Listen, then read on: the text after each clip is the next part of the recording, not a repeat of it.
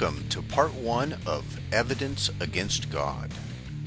In this video series, we will investigate the evidence which indicates God does not exist. I deliberately use the term evidence rather than proof. It's not my intention to attempt to prove the non-existence of anything. Proofs are for math, but there is ample evidence to conclude that God does not exist. Before we begin, it's important to define what we mean by God. Dictionary.com says, God, noun, the one supreme being, the creator and ruler of the universe. This is a fine start, but it's far too vague.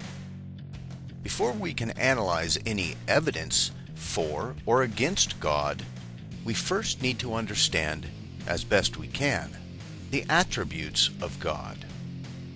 While many apologists make arguments for the existence of some ephemeral, detached, deistic entity, that is not the God worshipped by them, or the billions of other Christians, Jews, or Muslims worldwide.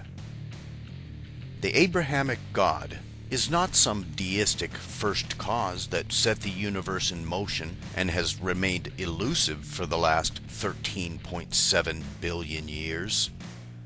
Such a God would be irrelevant to its creation, and is not the God of the fanatics who attempt to curtail freedoms and crush human rights. The God of the big three monotheistic religions is what we are concerned with. It's that desert deity which I will argue against, and it's the attributes of their God which we must define. According to theologians, God has, but is not necessarily limited to, the following traits. Existence. In philosophy, the ontological argument, credited to Anselm of Canterbury, attempts to establish the necessity of God's existence rather than him simply being contingent. Now, that argument fails on multiple fronts, and I may deal with it in detail in a later video, but for now, existence of any type is a fine prerequisite. After all, without existing, none of the other claims about God would even matter. Perfect. This attribute necessarily applies to all of God's other characteristics. Timeless, or eternal. God is said to be the one thing which has always existed and will always exist. He is unconstrained by time. Spaceless, or transcendent. God is said to be incorporeal, a mind without a body, not subject to physical laws.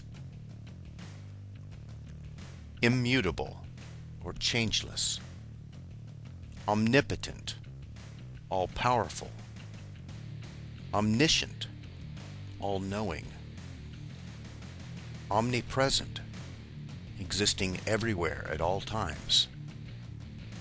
Omnibenevolent, all good. Just. God's punishment is always appropriate to the crime. Merciful. This refers to the benevolence, forgiveness, and kindness of God. Free. God has free will to choose. Personal. That is to say, God knows and cares about individuals. He hears and answers prayers. Provident. God affects the physical world. Sovereign. The source and ruler of all things. Creator of the universe.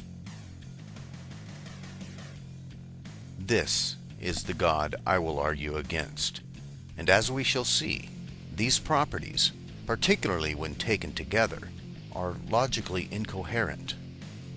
These attributes will be referenced throughout the series, but for now, let's look briefly at just a few glaring logical contradictions. Perfect versus creator of the universe. A perfect being, by definition, could not create imperfect things. His creations would necessarily be perfect. Otherwise, he could not be. The universe is imperfect. Therefore, God cannot be both perfect and the creator of the universe. Omniscient versus free. An omniscient being must know exactly what actions he will and will not do in the future. If one has foreknowledge of what he will do, then it's impossible for him not to do it. Likewise, if he knows that he won't do an action, then it's impossible for him to do it. Whatever an omniscient being does, he must do, and whatever he does not do, he cannot do. Thus, it's impossible for an omniscient being to be free.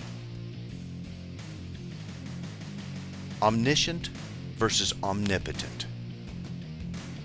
As with the problem of being both omniscient and free, omniscience and omnipotence are logical contradictions for the very same reason. An omnipotent being, by definition, can do anything. An omniscient being cannot do other than what he already knows he will do. In this way, omniscience severely limits God's power. Thus, he cannot be both omniscient and omnipotent. Just versus merciful. A perfectly just judge always treats an offender with exactly the severity that he or she deserves. A perfectly merciful judge always treats an offender with less severity than he or she deserves. It's impossible to treat an offender with both the exact severity and also with less severity than he or she deserves. Thus, it's impossible for a perfectly just judge to be perfectly merciful. The problem of evil. This is an ancient criticism of the contradictory attributes of God and has been debated for centuries. In the interest of brevity, I won't delve into the classical philosophical arguments for and against it in this video, but will instead simply present a slightly modified version of the argument attributed to the ancient Greek philosopher Epicurus. An omnipotent God could prevent evil from existing in the world. An omniscient God would know that there was evil in the world. An omnibenevolent God would wish to prevent evil from existing in the world.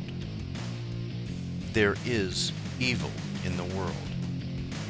Thus, God cannot simultaneously be omnipotent, omniscient, and omnibenevolent. There are many other contradictions with the attributes theists assert are part of their God's nature. But if we cannot even get past the accepted definition of God without major problems of this sort, the theist's case will only get worse from here.